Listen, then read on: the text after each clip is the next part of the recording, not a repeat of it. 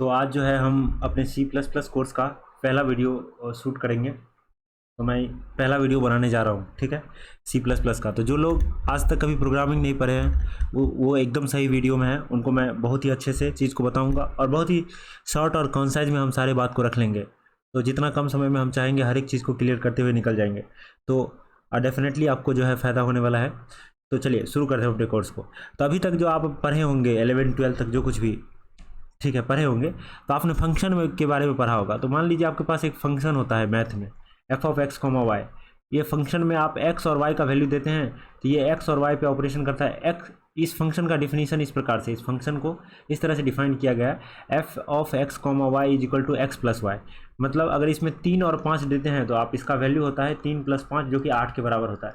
सही बात है।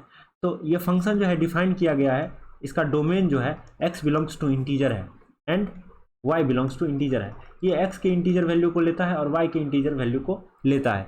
अभी तक आपने इस तरह का चीज़ पढ़ा होगा, ठीक है, कोई दिक्कत नहीं है यहाँ तक। ये तो सब पढ़ के आए हैं सब लोग, ठीक है, कोई दिक्कत नहीं है। तो फंक्शन सब जानते हैं। अब मैं एक और चीज़ करता हूँ, मैं इस f फंक्शन का नाम अगर मेन रख दूँ तो main of x comma y is equal to x plus y होगा, और ये आर्गूमेंट में लेता है x और y।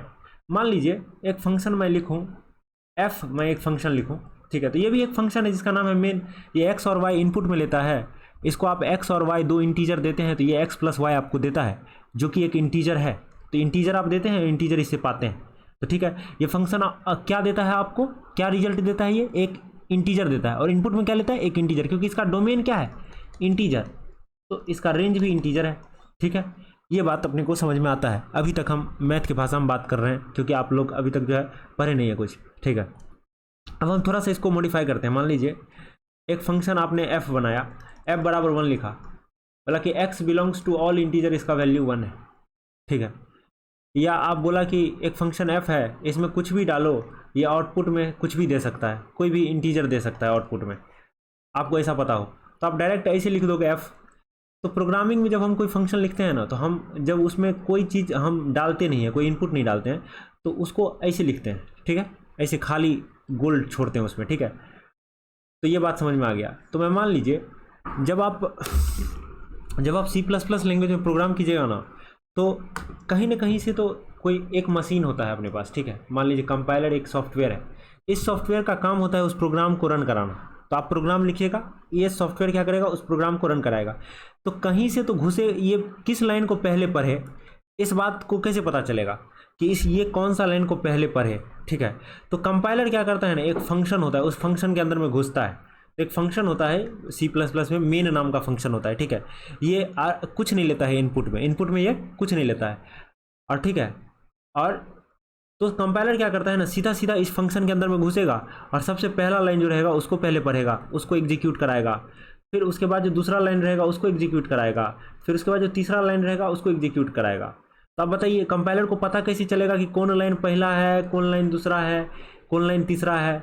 तो कंपाइलर क्या करता है ना कि आपको देखेगा मेन के अंदर में घुसा, वो मेन फंक्शन के अंदर में घुसा, ठीक है। आप इस कर्ली ब्रैकेट का बारे में अभी मत सोचिए, आप ये सोचिए कि मेन के अंदर में कंपाइलर घुसा, ठीक है, मेन फंक्शन के अंदर में वो आ गया। तो सबसे पहला लाइन लिखा होगा, तो आप कुछ कुछ लिखे होंगे, उसके बाद सेमी कॉलन, इस तरह का सिंबल हम देते हैं। तो जब ही आप सिंबल ले लीजिए वो समझ गया कि यहाँ से लेकर के यहाँ तक ये पहला लाइन है, ठीक है।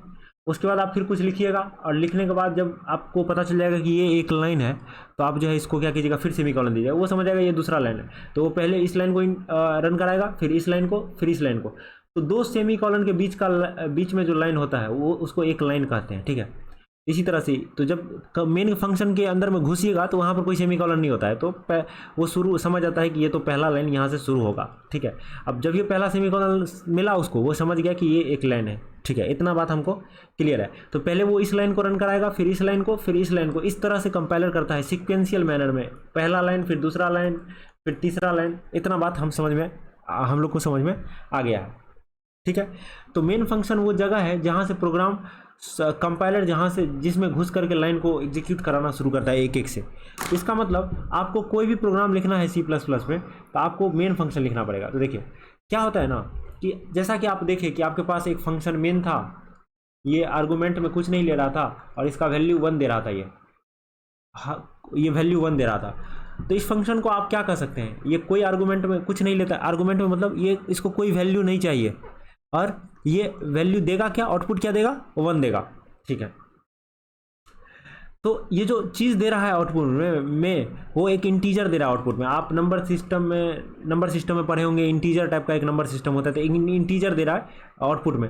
तो अगर थोड़ा सा हम आगे बढ़ाएं तो प्रोग्रामिंग में जो फंक्शन इंटीजर टाइप का वैल्यू रिटर्न करे, वैल्यू दे, उसको हम कहते हैं कि उसका रिटर्न टाइप इंट है। उसका रिटर्न टाइप क्या है, इंट है। तो हमारा जो मेन फंक्शन होता है ना, इसका भी रिटर्न टाइप इंट होता है, ठीक है। और ये आर्गूमेंट में कुछ नहीं लेता है, ठीक है, और ये इसका बॉडी होता है। तो जब हम C++ में कोई भी फंक्शन लिखते हैं तो उसका सबसे पहले हम लिखने का स्टाइल क्या है कि वो किस तरह का वैल्यू रिटर्न करने वाला है, पहले वो लिखते हैं। तो मान लीजिए आपने बोला क्या, इंटीजर टाइप का वैल्यू, हमको पता है कि हमारा मेन फंक्शन का ये खासियत है हमेशा कि इंटीजर टाइप का वैल्यू वो रिटर्न करता है। अभी हम इसी तरह से चलेंगे चीज़ को, ठीक है। वॉइड भी होता है, कोई दिक्कत नहीं है, लेकिन हम लोग इंट मान के चल रहे हैं, ठीक है। तो इंटीजर टाइप का वैल्यू ये रिटर्न करता है। तो पहले आपको ये बताना पड़ेगा कि ये किस टाइप का वैल्यू रिटर्न करने वाला है आपका फंक्शन। तो मेन फंक्शन आपको तो पहले लिखना है, ठीक है। तो आपको पता है कि हमारा मेन फंक्शन जो है इंटीजर टाइप का वैल्यू रिटर्न करना है। तो कंपाइलर को इंटीजर बताने के लिए ना कि इंटीजर टाइप का वैल्यू रिटर्न करेगा मेरा फंक्शन, तो हम उसको INT लिख देते हैं, और फिर उसके बाद स्पेस दे दीजिए, और फिर जो फंक्शन है उसका नाम लिखिए, ठीक है। और उसके बाद 2 सर्कुलर ब्रैकेट ओपनिंग और क्लोजिंग पैरेंथिस ब्रैकेट दे दीजिए। तो इस ब्रैकेट में हम क्या डालते हैं कि ये फंक्शन इनपुट में कुछ लेगा, मतलब जैसे x y f(x, y) था, तो x और इनपुट में y ले रहा था, x और y ले रहा था। लेकिन यहाँ पर जो हमारा मेन फंक्शन है ये इनपुट में कुछ नहीं ले रहा है, तो इसलिए हम ये ब्रैकेट तो देंगे ओपनिंग और क्लोजिंग, इसके अंदर में लिखेंगे कुछ नहीं। इसका मतलब सीधा सा बात है कि ये इनपुट में कुछ नहीं लेता है, ठीक है। अब इनपुट में नहीं कुछ लेता है तो ये कुछ कैलकुलेशन तो करेगा ना। तो जो भी चीज़ इसके अंदर में होगा कैलकुलेशन होगा, जो भी लाइन लिखिएगा इस फंक्शन के अंदर में। वैसे तो मैथ में f(x, y) लिखते हैं बराबर x + y लिख देते हैं, ठीक है। लेकिन उसको ऐसे भी तो लिख सकते हैं कि पहले x + y कैलकुलेट करो, फिर उस x + y में 3 गुना करो और फिर 6 जोड़ दो, हैं, ऐसे भी लिख सकते हैं ना, हैं। तो सोचिए ना, इसमें 3 ठो स्टेप है। तो प्रोग्रामिंग में, मैथ में तो आप ऐसे ही लिख देते हैं डायरेक्ट 3 × x + y + 6। प्रोग्रामिंग में तो आप डायरेक्ट लिख दीजिएगा, बोलिएगा अच्छा ठीक है f(x, y) हमारे पास है, तो हम कुछ नहीं करेंगे, हमको x + y को में 3 से गुना कर देना है, उसमें 6 जोड़ देना है, ये हमारे फंक्शन का वैल्यू होगा। तो आप तो इसे लिख देते हैं। लेकिन प्रोग्रामिंग में ऐसे नहीं होता, पहले x + y निकालिएगा, आप बोलिएगा कि इसको फिर 3 से गुना कीजिएगा, फिर इसमें 6 जोड़िएगा, फिर उस वैल्यू को बोलिएगा कि ये है इसका, इस फंक्शन का डिफरेंस। देखिए तो कुछ लाइन है ना इसमें एक से ज़्यादा लाइन है, ठीक है। तो कैसे पता चले कंपाइलर को कहाँ से आपका ये फंक्शन शुरू हो रहा है, कहाँ से खत्म हो रहा है? तो उसके लिए हम देते हैं क्या, करली ब्रैकेट। तो एक तो ओपनिंग करली ब्रैकेट दिए, एक तो क्लोजिंग करली ब्रैकेट। तो अब हमारा कंपाइलर समझ गया कि इसका मेन फंक्शन यहाँ से शुरू होता है और यहाँ पे खत्म होता है। मस्त, इतना सा बात हो गया। तो देखिए कोई भी फंक्शन का रिटर्न टाइप पहले लिखते हैं, तो देखिए हम इंटीजर लिखे हैं इसका रिटर्न टाइप, फिर उसका नाम लिखते हैं, मेन लिखे हैं, और फिर उसके बाद जो भी आर्गूमेंट लेगा वो सर्कुलर ब्रैकेट में आप दीजिएगा। तो सर्कुलर ब्रैकेट में कोई आर्गूमेंट नहीं दी क्योंकि मेन फंक्शन कुछ इनपुट नहीं लेता है। और उसके बाद उसका बॉडी होता है किसी फंक्शन का, तो बॉडी उसमें वो फंक्शन क्या क्या ऑपरेशन करेगा वो 2 करली ब्रैकेट के अंदर में लिखते हैं। तो हम इस तरह से लिख दिए हैं, कोई दिक्कत नहीं है। तो ये अपना मेन फंक्शन तैयार हो गया। तो जब आप प्रोग्राम लिखिएगा ना, उसको रन कराइएगा ना, तो कंपाइलर सबसे पहले मेन फंक्शन के अंदर में आएगा, उसका पहला लाइन एग्जीक्यूट कराएगा। तो मेन फंक्शन आपको हमेशा लिखना है, मेन फंक्शन के बिना आप जो है प्रोग्राम लिख ही नहीं सकते। अच्छा, आप सोचिए कि ये फंक्शन है जो जिस फंक्शन में आप घुसे हैं उसका रिटर्न टाइप क्या है, इंटीजर है, INT का मतलब ये हो गया, INT कंपाइलर समझ जाएगा कि भाई इसका रिटर्न टाइप इंटीजर है, आपको INT ही लिखना पड़ेगा, ठीक है। तो इस फंक्शन को रिटर्न करना है। इस फंक्शन जब ये कुछ रिटर्न करेगा वो इसका अंतिम लाइन होगा, इस जब इंटीजर वैल्यू ये रिटर्न कर सकता है, रिटर्न करना है इसको, ठीक है, और उस समय खत्म हो जाएगा ये फंक्शन।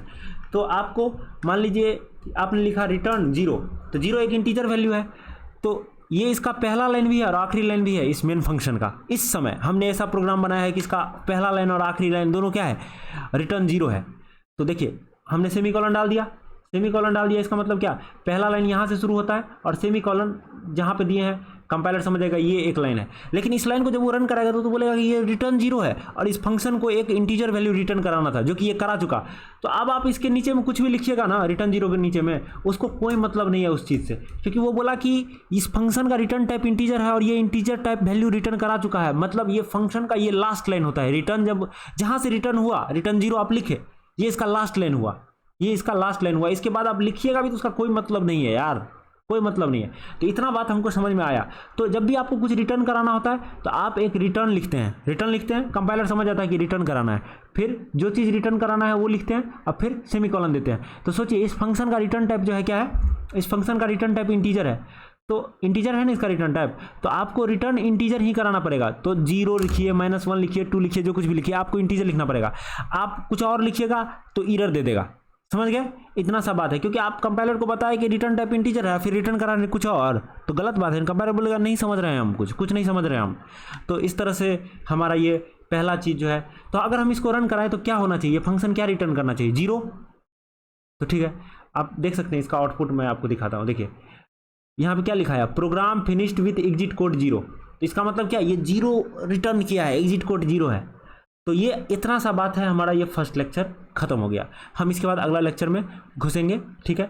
तो इतना सा समझ में आ गया आपको कि मेन फंक्शन तो आपको लिखना ही पड़ेगा, और उसके अंदर में मेन फंक्शन लिखिएगा, उसका रिटर्न टाइप इंटीजर लिखिएगा, तो आपको एक इंटीजर वैल्यू रिटर्न कराना पड़ेगा कहीं भी, ठीक है। और जहाँ कराइएगा वो अंतिम लाइन माना जाएगा, इस प्रोग्राम का अंतिम लाइन वही होगा।